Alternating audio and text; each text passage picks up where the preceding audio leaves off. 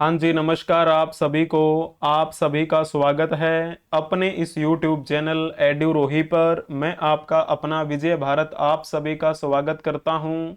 आज का इतिहास सीरीज के अंतर्गत चलने वाली कक्षाएं आप सभी को डेली सुबह 7:30 बजे प्रोवाइड करवा दी जाती हैं अपने इस YouTube चैनल एड्यूरोही ऑफिशियल पर। आज 24 जुलाई के दिन आप सभी का स्वागत है इस कक्षा में। Today in history with MCQs. आज का दिन ऐतिहासिक दृष्टिकोण से किस मायने में महत्वपूर्ण है, उसी से संबंधित हम बातें कवर करेंगे और आपसे मल्टीपल चॉइस क्वेश्चन भी पूछेंगे। ऐसे मल्टीपल चॉइस क्वेश्चन जो पहले कभी आपसे पूछे गए हैं एग्जाम्स में या फिर पूछे जाने की संभावनाएं हैं। ये आपकी कक्षा हफ्ते के 7 दिन होती है, एवरी डे होती है। अगर आपको ये कक्षा पसंद आ जाए तो कक्षा को लाइक कर दीजिएगा, अपने दोस्तों के साथ इसे शेयर भी कर दीजिएगा। अगर आपने अभी तक इस YouTube चैनल को सब्सक्राइब नहीं किया है तो सब्सक्राइब कर लीजिए, बेल आइकन बटन को भी प्रेस कर लीजिए ताकि समय से पहले आपको इस कक्षा की नोटिफिकेशन मिलती रहे। तो चलिए बने रहिए हमारे साथ एड्यूरोही ऑफिशियल के साथ। तो चलते हैं, शुरुआत करेंगे हम सबसे पहले जन्मदिन से। जिनका आज जन्मदिन है, जिन्होंने किसी न किसी मायने में हमारे भारतवर्ष के लिए अहम योगदान दिया है, चाहे संवैधानिक पद पर रहते हुए कार्य किया हो, चाहे आम नागरिक बनकर किसी न किसी माध्यम से कार्य किया हो, लेकिन वो हमारे लिए इम्पोर्टेंट हैं। उनसे क्वेश्चन पूछे जाते रहे हैं और पूछे जाते रहेंगे। तो चलिए शुरुआत करते हैं। हम सबसे पहले इनके बारे में जान लेते हैं। इनका नाम क्या है? सत्यपाल मलिक इनका नाम है। इनके बारे में आपने बखूबी जानकारी हासिल कर रखी होगी पहले। इनका जन्म आज ही के दिन 1946 में हुआ था। 24 जुलाई 1946 को इनका जन्म कहाँ पर हुआ? बागपत में। और बागपत तो एक जिले का नाम है जो कि कहाँ पर पड़ता है? उत्तर प्रदेश में है। इनका आज जन्मदिन है। और वैसे ये कौन सी पार्टी से बिलोंग करते हैं? भारतीय जनता पार्टी से। ये कई अलग अलग राज्यों में राज्यपाल की भूमिका निभा चुके हैं, राज्यपाल रह चुके हैं। ये कहाँ कहाँ पर राज्यपाल रहे? तो सबसे पहले इनको बिहार में राज्यपाल बनाया गया था, नियुक्त किया गया वहां पर। उसके बाद में इनको जम्मू कश्मीर में भी राज्यपाल के रूप में नियुक्त किया गया। जम्मू कश्मीर के बाद में इनको गोवा ट्रांसफर कर दिया गया और गोवा ट्रांसफर करने के बाद इनको मेघालय में राज्यपाल के लिए ट्रांसफर कर दिया गया। तो इस प्रकार आपको ये बातें ध्यान में रखनी है। एक क्वेश्चन जो बड़ा प्यारा है, सत्यपाल मलिक कब से कब तक जम्मू कश्मीर राज्य के राज्यपाल रहे? अगर आपने थोड़ा सा इस क्वेश्चन को ध्यान से पढ़ा होगा, सुना होगा, तो आप इस क्वेश्चन का जवाब बेहतरीन तरीके से दे पाएंगे। यहां पर लिखा हुआ है सत्यपाल मलिक कब से कब तक जम्मू कश्मीर राज्य के राज्यपाल रहे। लेकिन वर्तमान में तो आपको पता है जम्मू कश्मीर एक राज्य नहीं है, ये तो केंद्र शासित प्रदेश है ना। यानी कि ये बात हो रही है उस समय की जब जम्मू कश्मीर राज्य हुआ करता था। तो वर्तमान में तो ये राज्य है नहीं, ये तो केंद्र शासित प्रदेश है 2019 के बाद से। यानी कि आपका ये डी ऑप्शन तो हो नहीं सकता। बाकी आप तीन ऑप्शन देखेंगे, ये भी नहीं होगा, क्योंकि आपको पता है ये धारा 370 कब तोड़ी गई थी, आप कमेंट में बताएंगे। तो जब हम बात करते हैं इनको कब बनाया गया था वहां का राज्यपाल जम्मू कश्मीर का, इनकी नियुक्ति हुई थी कब? 23 अगस्त 2018। और कब तक रहे थे? ये रहे थे 30 अक्टूबर 2019 तक। यहां पर अगर हम बात करें इन दोनों ऑप्शंस के बारे में, थोड़ा सा आप कह सकते हैं कि इसमें टाइपिंग इस मायने में मिस्टेक है। या तो हमें यह लिखना था कि सत्यपाल मलिक को जम्मू कश्मीर का राज्यपाल कब नियुक्त किया गया, या फिर ऐसे लिखना था कि कब तक वो राज्यपाल रहे। लेकिन हम मान के चलेंगे कब तक रहे, यानी कि बी ऑप्शन अगर आपने टिक किया है तो बखूबी आपने अच्छा जवाब दिया है। इनको राज्यपाल कब बनाया गया था वहां का?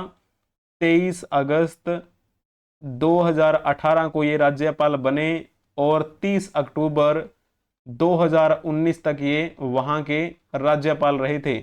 उसके बाद में तो आपको पता है जम्मू कश्मीर को दो भागों में बांट दिया गया, केंद्र शासित प्रदेश बना दिए गए दो। एक का नाम रखा गया जम्मू कश्मीर केंद्र शासित प्रदेश, दूसरे का नाम रखा गया लद्दाख केंद्र शासित प्रदेश। ठीक है, ये पॉइंट आपको ध्यान में रखना है। जनता दल से ये सत्यपाल मलिक 1989 से लेकर 1991 तक अलीगढ़ सीट से सांसद रहे थे। ठीक है ना। बाद में ये फिर उस पार्टी में चले गए, समाजवादी पार्टी में, जिसे हम सपा के नाम से जानते हैं, और फिर इनको हार का सामना भी करना पड़ा था और बिहार के राज्यपाल के रूप में इन्होंने शुरुआत की। उसके बाद में जम्मू कश्मीर के राज्यपाल भी रहे, फिर गोवा के और फिर मेघालय के। ठीक है, ये पॉइंट आपको ध्यान में रखना है। ये वही सत्यपाल मलिक है जिन्होंने भारतीय जनता पार्टी पर एलिगेशन लगाए थे। इन्होंने कहा था कि ये एक भ्रष्ट पार्टी है। वो भी आप बातें कवर कर सकते हैं, पढ़ सकते हैं इनके बारे में। ठीक है ना। तो चलिए हम बातें करते हैं इनके बारे में भी। इनका नाम तो आपने जरूर सुना होगा, मेरे सबसे पसंदीदा अभिनेताओं में से एक हैं ये। इनका नाम क्या है? मनोज कुमार। इनका भी आज जन्मदिन है। इनका जन्म कब हुआ? 24 जुलाई 1937 को इनका जन्म हुआ था। कहां पर? अबोटाबाद एक जगह पड़ती है, अबोटाबाद। ये अबोटाबाद जगह वर्तमान की दृष्टि से देखा जाए तो कहां पर है? तो ये पाकिस्तान में है। ठीक है ना। और किस वजह से ये प्रसिद्ध रहे हैं हमारे भारतवर्ष में? ये एक अभिनेता हैं हमारे भारतवर्ष के, अभी तो काफी बुजुर्ग हो चुके हैं, और अभिनेता होने के साथ साथ इन्होंने क्या किया? फिल्म निर्माता के रूप में भी कार्य किया है और फिल्म निर्देशक के रूप में भी ये कार्य कर चुके हैं। ठीक है ना। तो चलिए एक क्वेश्चन आपसे पूछ लेते हैं।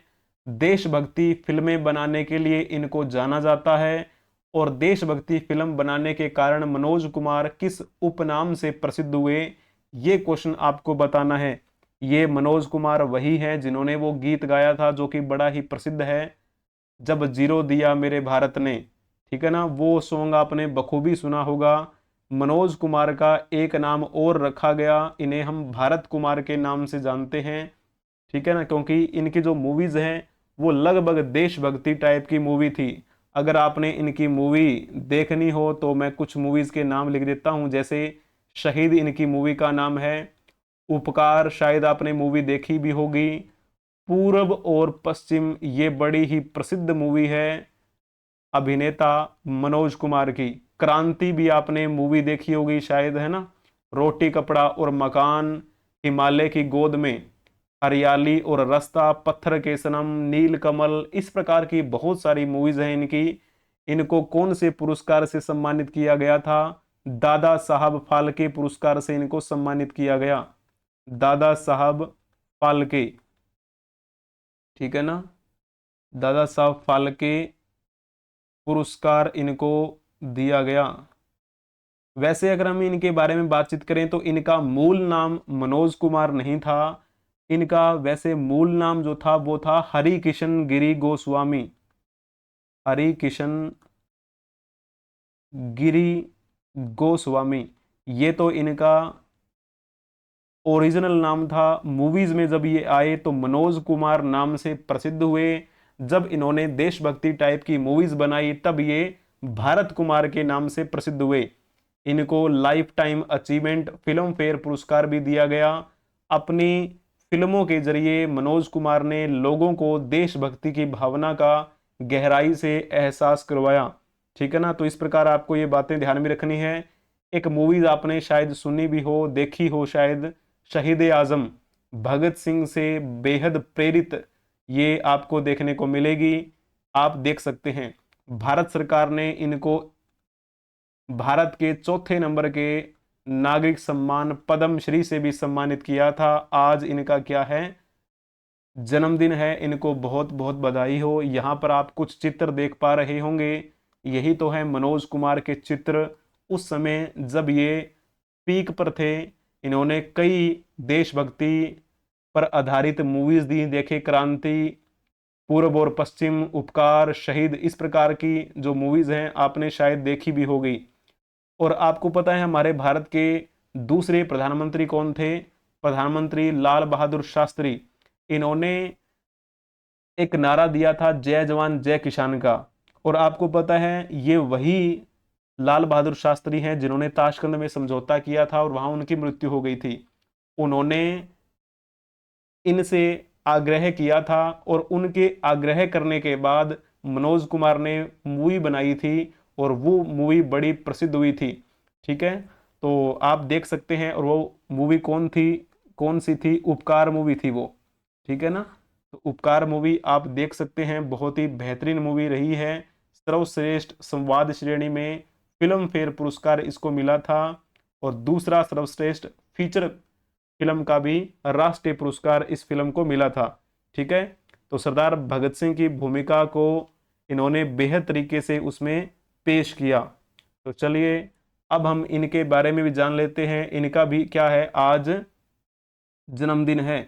इनका नाम क्या है? पंकज अडवाणी इनका नाम है। पंकज अडवाणी के बारे में क्वेश्चन बताने से पहले आपको मैं बता देता हूं कि इनका जन्म कब हुआ था। 24 जुलाई यानी कि आज के दिन ही 1985 में हुआ। कहां पर? पुणे में इनका जन्मदिन मनाया जाता रहा है बचपन में, क्योंकि वहीं पर ये जन्मे थे। और किस वजह से ये प्रसिद्ध रहे, कौन से खेल के ये खिलाड़ी हैं, तो बताइएगा कमेंट में। पंकज अडवाणी किस खेल से संबंधित हैं? ये बड़ा ही इंपॉर्टेंट क्वेश्चन है आपके लिए। अगर आपने लिखा होगा ना स्नूकर, तो आपने बखूबी अच्छा जवाब दिया है। स्नूकर के अलावा ये किस खेल के लिए प्रसिद्ध रहे हैं? बिलियर्ड्स के लिए। बिलियर्ड्स और स्नूकर के बड़े ही प्रसिद्ध खिलाड़ी हैं हमारे भारतवर्ष के पंकज अडवाणी। ऐसा कहा जाता है कि इन्होंने कुल 8 से भी ज्यादा खिताब जीतते हैं विश्व स्तर के। ठीक है ना, तो पंकज ने अपना पहला बिलियर्ड्स विश्व खिताब कब जीता था? 2009 की बात है जब इन्होंने ये पुरस्कार जीता था। और दोहा में एशियाई खेलों का जब आयोजन किया गया था 2006 में, तब वहां पर इन्होंने स्वर्ण पदक जीतकर भारत का नाम रोशन किया था। बहुत से पुरस्कार इनके नाम हैं। आप इनके बारे में और भी ज्यादा जानकारी हासिल कर सकते हैं। इनको भारत सरकार ने पद्म श्री से सम्मानित किया था 2009 में। इनको राजीव गांधी खेल रत्न से भी पुरस्कार, राजीव गांधी खेल रत्न पुरस्कार से भी सम्मानित किया गया। राजीव गांधी खेल रत्न, तो ये पुरस्कार इनको कब दिया गया था? ये बात है 2006 की। इनको एक और पुरस्कार दिया गया था, अर्जुन पुरस्कार। ये इनको कब मिला था? 2004 में। तो इस प्रकार ये बातें आपको ध्यान में रखनी है। और बहुत बार इन्होंने विश्व बिलियर्ड्स चैंपियनशिप में बाजी मारी है। इनके बारे में और भी ज़्यादा जानकारी आप हासिल कर सकते हैं। इनका आज जन्मदिन है। ये देख लीजिए, ये खेल है जो कि खेलते हैं। आपने मूवीज़ में इस खेल को बड़े अच्छे ढंग से देखा भी होगा। तो बहुत बहुत बधाई हो जिनका आज जन्मदिन है। अब हम चलते हैं जिनकी आज जयंती है या फिर जिनकी आज पुण्यतिथि है, लेकिन वो हमारे लिए इम्पोर्टेंट है क्योंकि उन्होंने कहीं ना कहीं कुछ बेहतरीन कार्य किया है। उनसे संबंधित मल्टीपल चॉइस क्वेश्चन पूछे जा सकते हैं। तो शुरुआत करेंगे हम उनसे जिनकी आज जयंती है।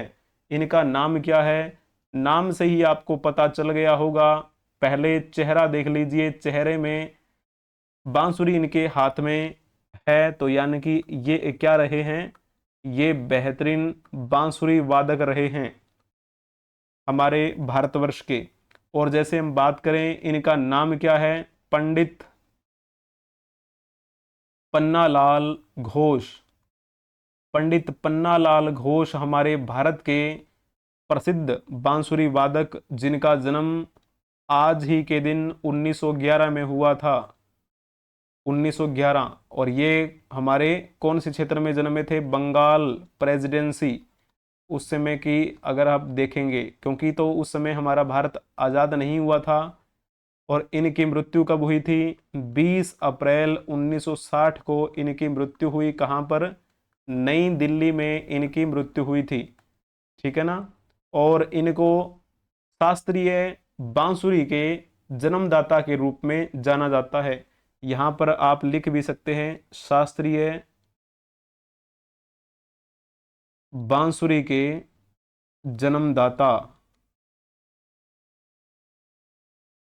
तो एक क्वेश्चन बनता है, जरूर पूछ लेते हैं आपसे, बताइएगा बांसुरी को लोक वाद्य से शास्त्रीय वाद्य के रूप में स्थापित करने का श्रेय किसे दिया जाता है? आपके सामने 4 ऑप्शन दिए गए हैं, बताने का प्रयास करेंगे कौन सा ऑप्शन ठीक रहेगा।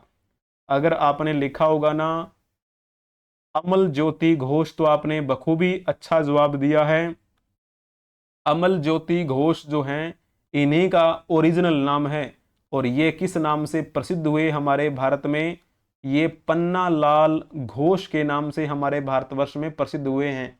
इन्हीं का मूल नाम था अमल ज्योति घोष। तो कई बार आपसे इस तरीके से पूछा जा सकता है, आपको घबराना नहीं है। इन्होंने बांसुरी को लोकवाद्य से लेकर शास्त्रीय वाद्य तक पहुंचाया। शास्त्रीय संगीत के युग पुरुष के नाम से जाने गए, बांसुरी के मसीहा जाने गए, नई बांसुरी के जन्मदाता के रूप में इनको जाना जाता है। चलिए जी, अब हम इनके बारे में भी बातचीत कर लेते हैं। इनका नाम शायद आपने सुना भी होगा, केशुभाई पटेल। पटेल नाम से आपको पता लग गया होगा कि कहीं ना कहीं किस क्षेत्र की बात हो रही है, गुजरात के आसपास की बात हो रही है। गुजरात के ये सीएम रह चुके हैं। और कौन से नंबर के सीएम रह चुके हैं ये? एक मिनट रुकना। कौन से नंबर के सीएम रह चुके हैं? तो आप कहेंगे कि 10वें नंबर के सीएम रह चुके हैं। ठीक है, केशुभाई पटेल। इनका जन्म आज ही के दिन हुआ था 1928 में, और इनकी मृत्यु 29 अक्टूबर 2020 को हुई थी। कहां पर? अहमदाबाद में। ये तो चलो बात हुई 10वें सीएम जो कि गुजरात के रहे। इनका टाइम पीरियड मैं थोड़ा सा आपको बता देता हूं। पहला इनका टाइम पीरियड था 14 मार्च 1995 से लेकर 21 अक्टूबर 1995 तक। इनका फिर दोबारा से टाइम पीरियड शुरू हुआ 4 मार्च 1998 से लेकर 6 अक्टूबर 2001 तक ये क्या रहे थे? दूसरी बार वहां के सीएम रहे। केशुभाई पटेल गुजरात के पूर्व मुख्यमंत्री, यानी कि 10वें नंबर के मुख्यमंत्री। लेकिन जब आपसे ये पूछा जाए कि गुजरात के वर्तमान में मुख्यमंत्री कौन है, तो आप कमेंट में बताने का प्रयास करेंगे कौन सा आंसर आपका ठीक रहेगा। अगर आपने लिखा होगा भूपेंद्र पटेल, तो आपने बखूबी अच्छा जवाब दिया है। प्रमोद सावंत की बात की जाती है तो ये वर्तमान में कहाँ के सीएम हैं? गोवा के। नायब सिंह सैनी की बात की जाए तो ये वर्तमान में हरियाणा के मुख्यमंत्री हैं। और मोहन चरण मांझी की बात की जाए तो ये ओडिशा के क्या हैं? सीएम हैं। ओडिशा में बड़े लंबे समय तक बीजू जनता दल की सरकार रही, नवीन पटनायक मुख्य भूमिका में रहे। पहली बार ऐसा हुआ कि अभी जो विधानसभा के चुनाव हुए थे उसमें भारतीय जनता पार्टी ने बाजी मारी, और भारतीय जनता पार्टी की तरफ से सीएम कौन बने ओडिशा में? मोहन चरण मांझी, जो कि एक आदिवासी नेता हैं। चलिए जी, अब हम इनके बारे में भी बातचीत कर लेते हैं। इनका नाम शायद आपने सुना होगा, इनका नाम है जी.सी. मल्होत्रा। इनकी भी आज क्या है? जयंती है। और इनका जन्म 1943 में हुआ था, आज ही के दिन 24 जुलाई 1943 को। और वैसे हम बात करें अगर ये किस रूप में प्रसिद्ध रहे हैं, तो ये महासचिव के रूप में प्रसिद्ध रहे हैं।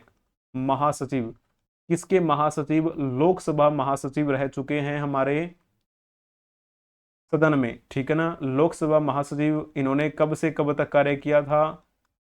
14 जुलाई 1999 से लेकर ये 31 जुलाई 2005 तक ये लोकसभा के महासचिव रहे। तो चलिए आप ये बताइए कि लोकसभा के वर्तमान में महासचिव कौन हैं? पूर्व महासचिव के बारे में तो हमने बातें कर ली है, लेकिन वर्तमान की दृष्टि से अगर आपसे पूछा जाए कि कौन है सचिव, तो किसका नाम लिखेंगे? उत्पल कुमार सिंह। अगर आपने लिखा है तो बखूबी अच्छा आपने जवाब दिया है। ये उत्पल कुमार सिंह कब बने थे? तो आप लिखेंगे 1 दिसंबर 2020 से लेकर वर्तमान तक ये महासचिव बने हुए हैं। और लोकसभा के अध्यक्ष कौन हैं अभी वर्तमान में? ओम बिरला। और अध्यक्ष के रूप में इनका कौन सा टाइम पीरियड चल रहा है? तो ये सेकंड टाइम क्या बने हैं? अध्यक्ष बने हैं। दूसरी बार ये बने हैं, लगातार दूसरी बार अध्यक्ष बने हैं। और अभी जो वर्तमान में लोकसभा चल रही है, कौन सी लोकसभा है ये? 18वीं लोकसभा ये चल रही है। और राहुल गांधी इस 18वीं लोकसभा के विपक्ष के नेता हैं, विपक्ष के नेता। गांधी परिवार में अगर देखा जाए तो ये तीसरे व्यक्ति हैं जो विपक्ष के नेता के रूप में सामने आए हैं। जेपी नड्डा की बात की जाए तो ये भारतीय जनता पार्टी के क्या हैं? ये अध्यक्ष हैं, बीजेपी के अध्यक्ष हैं। और साथ में आपको इनके बारे में ध्यान में रखना है कि ये स्वास्थ्य मंत्री भी हैं, स्वास्थ्य मंत्री हैं। इसके साथ साथ इनके बारे में आपको एक पॉइंट और ध्यान में रखना है कि ये सदन के नेता भी हैं, राज्यसभा में, राज्यसभा में सदन के नेता हैं ये। राज्यसभा में विपक्ष के नेता कौन है? मल्लिकार्जुन खड़गे हैं क्या? बताइए कमेंट में। राज्यसभा के नेता, ठीक है, ये पॉइंट हुआ। तो बात हो रही थी महासचिव के बारे में। उत्पल कुमार सिंह से पहले स्नेहलता श्रीवास्तव रही, उनसे पहले अनूप मिश्रा थे, उनसे पहले पीके ग्रोवर थे, उनसे पहले श्रीधरन थे, उनसे पहले बालशेखर, उनसे पहले विश्वनाथ, और उनसे पहले डी आचार्य, और उनसे पहले थे ये जी मल्होत्रा। ठीक है, तो मैंने थोड़ी लंबी कहानी आपको बता दी है। अब चलो चलते हैं उनके बारे में जानने के लिए जिनकी आज पुण्यतिथि है। चलिए जी, सबसे पहले हम इनके बारे में जान लेते हैं। इनका नाम क्या है? आपने बखूबी इनका नाम सुना भी हो शायद, यशपाल इनका नाम है। हमारे भारतवर्ष के ये प्रसिद्ध वैज्ञानिक रह चुके हैं, इनके बारे में आपको पता होना चाहिए। इनका जन्म 26 नवंबर 1926 को हुआ था और इनकी मृत्यु कब हुई? 24 जुलाई 2017 को इनकी मृत्यु हुई, यूपी में। कहाँ पर? नोएडा में। ये पॉइंट आपको ध्यान में रखना है। भौतिकी के क्षेत्र में इन्होंने अपनी शिक्षा ग्रहण की, भौतिक वैज्ञानिक रहे हैं ये, एक महान शिक्षक भी रह चुके हैं। और इनको कई पुरस्कारों से सम्मानित किया गया, जैसे भारत सरकार ने इनको पद्म भूषण से सम्मानित किया 1976 में, और भारत सरकार ने इनको पद्म विभूषण से भी सम्मानित किया। ठीक है ना, पद्म भूषण तीसरे नंबर का सर्वोच्च नागरिक पुरस्कार है और पद्म विभूषण दूसरे नंबर का सर्वोच्च नागरिक पुरस्कार है हमारे भारत का, जो कि इनको 2013 में दिया गया था। एक पुरस्कार कलिंग पुरस्कार होता है, जिसे हम कलिंग सम्मान के नाम से भी जानते हैं। बड़ा ही इंपॉर्टेंट ये पुरस्कार होता है क्योंकि ये एक अंतरराष्ट्रीय पुरस्कार है। तो आप ये बताइएगा कि भारत के प्रसिद्ध वैज्ञानिक और शिक्षाविद यशपाल को किस साल कलिंग पुरस्कार से सम्मानित किया गया? कलिंग पुरस्कार एक अंतरराष्ट्रीय पुरस्कार है जो कि किस क्षेत्र में दिया जाता है? विज्ञान के क्षेत्र में। अगर कोई महत्वपूर्ण कार्य करे तो उसे यह पुरस्कार दिया जाता है। और कौन देता है ये पुरस्कार? यूनेस्को के द्वारा दिया जाता है। यूनेस्को ने यशपाल को कलिंग पुरस्कार से किस साल सम्मानित किया था? तो आपको सिंपल लिखना है 2009। तो आपने बखूबी अच्छा जवाब दिया है। यूनेस्को की फुल फॉर्म क्या होती है? United Nation Educational Scientific Cultural Organization, Hindi में इसे कहेंगे संयुक्त राष्ट्र शैक्षणिक वैज्ञानिक सांस्कृतिक संगठन। तो ये है यूनेस्को की फुल फॉर्म। यूनेस्को ने इस पुरस्कार की शुरुआत कब की थी? इस पुरस्कार को देने की परंपरा कब शुरू की थी यूनेस्को ने? तो बात है 1952 की।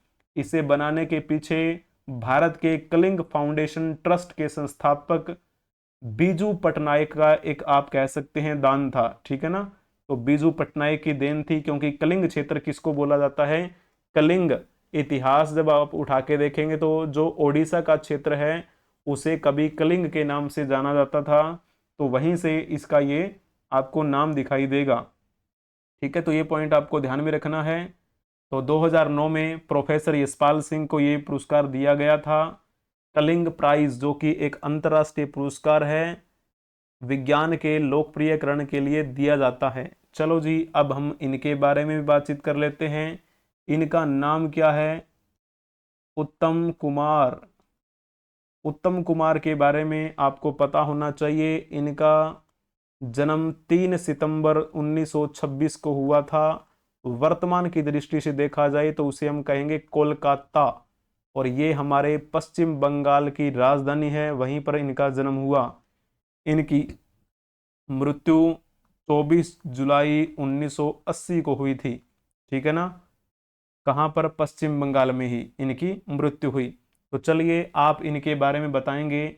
भारतीय सिनेमा के प्रसिद्ध अभिनेता उत्तम कुमार का मूल नाम क्या था।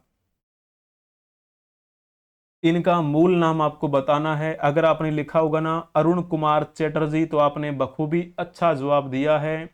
हरि कृष्ण गोस्वामी का नाम क्या था, मनोज कुमार नाम से प्रसिद्ध थे, भारतीय अभिनेता। और इनका एक नाम और भी था, भारत कुमार, क्योंकि ये देशभक्ति मूवी बनाया करते थे, इस वजह से। इनकी आज क्या है, जयंती है मनोज कुमार की, और उत्तम कुमार की आज पुण्यतिथि है, ठीक है ना। राजीव हरिओम भाटिया के बारे में अगर कहा जाए तो ये किस नाम से प्रसिद्ध हैं, हमारे भारतवर्ष में अक्षय कुमार के नाम से। अक्षय कुमार भारतीय अभिनेता हैं। मोहम्मद यूसुफ खान के बारे में अगर बात की जाए तो ये किस नाम से प्रसिद्ध हुए, हमारे भारतवर्ष में दिलीप कुमार के नाम से प्रसिद्ध हुए, ठीक है ना। तो ये जो नाम है आपको दिखाई दे रहे होंगे, ये तो वो हैं जो प्रसिद्धि के नाम हैं। जो ऑप्शंस में दिए गए हैं ये हैं ओरिजिनल नाम। जैसे कि उत्तम कुमार का ओरिजिनल नाम क्या था, अरुण कुमार चैटर्जी, ठीक है ना। तो ये पॉइंट आपको ध्यान में रखना है। उत्तम कुमार हमारे भारतीय सिनेमा में क्या रहे थे, एक अभिनेता के रूप में कार्य कर चुके हैं। कौन कौन सी भाषा में इन्होंने अभिनेता के रूप में कार्य किया, हिंदी भाषा और साथ में बांग्ला भाषा में इन्होंने जो मूवीज बनाई उसमें ये कार्य करते थे। जैसे कि छोटी सी मुलाकात एक मूवी थी, अमानुष, आनंद आश्रम, किताब, दूरियां, इस प्रकार की मूवीज में इन्होंने काम किया था, ठीक है। तो ये पॉइंट आपको ध्यान में रखना है। चलिए जी, अति उत्तम। और ज़्यादा जानकारी आप इनसे संबंधित जुटा सकते हैं, पढ़ सकते हैं आप इनके बारे में। अब हम इनके बारे में भी जान लेते हैं, इनका नाम क्या है। शायद आपने इनका नाम सुना भी हो, इनका नाम है अमला शंकर। अमला शंकर के बारे में पहले मैं थोड़ा सा आपको बता देता हूँ। इनका जन्म 27 जून 1919 को हुआ था, और इनकी मृत्यु आज ही के दिन हुई थी, 24 जुलाई को। तो यहाँ पर अगर आपसे लिखा जाए, प्रख्यात नृत्यांगना और कोरियोग्राफर अमला शंकर का रिक्त स्थान जुलाई को कोलकाता में निधन हो गया था। तो इसमें कौन सा ऑप्शन ठीक रहेगा। अगर आपने लिखा होगा ना 2020, तो आपने बखूबी अच्छा जवाब दिया है।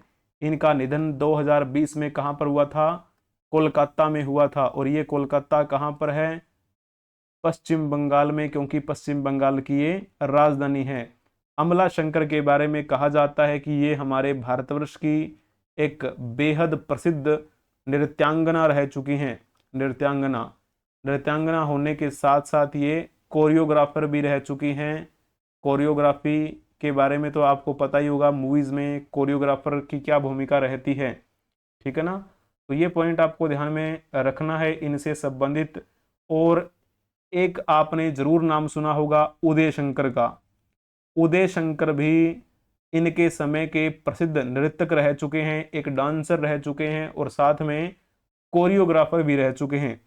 उदय शंकर की पत्नी थी ये निर्मला शंकर, सॉरी अमला शंकर, ठीक है ना। और एक दिग्गज सितार वादक का नाम आपने सुना होगा, पंडित रविशंकर। पंडित रविशंकर की ये भाभी थी, ठीक है ना। रविशंकर की भाभी लगती थी ये, ठीक है। पंडित रविशंकर कौन थे? एक प्रसिद्ध सितार वादक थे। उदय शंकर एक कोरियोग्राफर थे, साथ में डांसर भी थे। पश्चिम बंगाल की जो सरकार है उन्होंने अमला शंकर को एक पुरस्कार दिया जिसे हम क्या बोल देते हैं, बंग विभूषण के नाम से जानते हैं। बंग विभूषण से सम्मानित कब किया था बंगाल की सरकार ने इनको? तो 2011 की बात है। इनका आज क्या है, पुण्यतिथि का दिन है। तो जिनका आज जन्मदिन था उनको बहुत बहुत बधाई हो, जिनकी पुण्यतिथि है, जिनकी और जयंती है उनको श्रद्धांजलि। तो एक बार इनके बारे में बातचीत कर लेते हैं। इनका नाम शायद आपने सुना होगा, इनका नाम है उडुपी रामचंद्र राव। उडुपी रामचंद्र राव की भी आज पुण्यतिथि है। इनका जन्म 10 मार्च 1932 को हुआ। इनकी मृत्यु 24 जुलाई 2017 को हुई थी। कहाँ पर? कर्नाटक में। कर्नाटक में ही इनका जन्म हुआ और कर्नाटक में इनकी मृत्यु भी हुई। इस वजह से ये जाने गए हमारे भारतवर्ष में। इसरो के ये अध्यक्ष रह चुके हैं। इसरो के पूर्व अध्यक्ष रह चुके हैं ये। हमारे भारतवर्ष के महत्वपूर्ण वैज्ञानिक भी रह चुके हैं ये। उडुपी रामचंद्र राव के बारे में आपको जानना चाहिए। इनको कई पुरस्कारों से सम्मानित किया गया। इनको सैटेलाइट हॉल ऑफ फेम से भी सम्मानित किया गया। अगर आपसे ये क्वेश्चन पूछा जाए, बड़ा इंपॉर्टेंट क्वेश्चन है, सैटेलाइट हॉल ऑफ फेम में शामिल होने वाले पहले भारतीय कौन थे? तो आपको नाम लिख देना है उडुपी रामचंद्र राव का, ठीक है ना। इनको कई पुरस्कारों से सम्मानित किया गया। भारत सरकार के द्वारा इनको तीसरे नंबर का सर्वोच्च नागरिक पुरस्कार दिया गया था 1976 में, और इनको भारत सरकार के द्वारा दूसरे नंबर का सर्वोच्च नागरिक पुरस्कार भी दिया गया। कब दिया गया? 2017 में। क्लियर हुआ आपको ये पॉइंट? इसके अलावा इनको ग्रुप अचीवमेंट पुरस्कार मिला था नासा के द्वारा 1973 में। थियोडोर वान कॉर्मन पुरस्कार 2005 में इनको दिया गया। विश्व मानव पुरस्कार भी इनको दिया गया था। तो इस प्रकार आप इनके बारे में और ज़्यादा जानकारी जुटा सकते हैं। तो ये दो बातें मैंने आपको बताई हैं इनके बारे में। पद्म भूषण और पद्म विभूषण से सम्मानित हुए, सैटेलाइट हॉल ऑफ फेम में शामिल होने वाले पहले भारतीय कौन थे? तो आपको नाम लिख देना है सिंपल, उडुपी रामचंद्र राव का। तो चलिए अब हम इनके बारे में बातचीत कर लेते हैं। एक और बात कर लेते हैं, इनका नाम शायद आपने सुना होगा, तरुण राम फुक्कन। तरुण राम फुक्कन किस वजह से जाने गए हमारे भारतवर्ष में? तो ये एक क्या थे? स्वतंत्रता सेनानी रहे हैं। स्वतंत्रता सेनानी, एक सामाजिक कार्यकर्ता, ठीक है ना, सामाजिक कार्यकर्ता रहे हैं। और इनका जन्म कब हुआ था? तो आपको ध्यान में रखना है 22 जनवरी 1877 को इनका जन्म हुआ, और 24 जुलाई 1939 को इनकी क्या हुई थी? मृत्यु हुई थी। अगर आपको एक क्वेश्चन बताया जाए तो क्या आप इसका जवाब दे पाएंगे? भारत के प्रमुख कार्यकर्ताओं में से एक तरुण राम फुक्कन किस राज्य से संबंधित थे? अगर आपने लिखा होगा असम तो आपने बखूबी अच्छा जवाब दिया है। इनका जन्म 1877 में कहाँ पर हुआ था? गुवाहाटी में। गुवाहाटी कहाँ पर है? असम में ही है। तो असम से संबंधित थे ये स्वतंत्रता सेनानी। महात्मा गांधी के साथ भी ये रहे थे। जब महात्मा गांधी ने 1921 के आसपास में असम की यात्रा की थी, उस समय पूरे समय महात्मा गांधी के साथ रहे थे ये, ठीक है ना। तो इस प्रकार इनके बारे में बातें आपको ध्यान में रखनी है। तो चलिए जी, बहुत बहुत धन्यवाद आप सभी का। जिनकी आज जयंती है या पुण्यतिथि है उनको श्रद्धांजलि अर्पित करते हैं।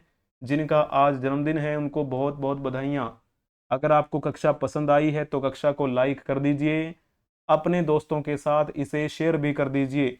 अगर आपने अभी तक इस YouTube चैनल को सब्सक्राइब नहीं किया है तो सब्सक्राइब कर लीजिए, बेल आइकन बटन को भी प्रेस कर लीजिए ताकि समय से पहले आपको इस कक्षा की नोटिफिकेशन मिलती रहे।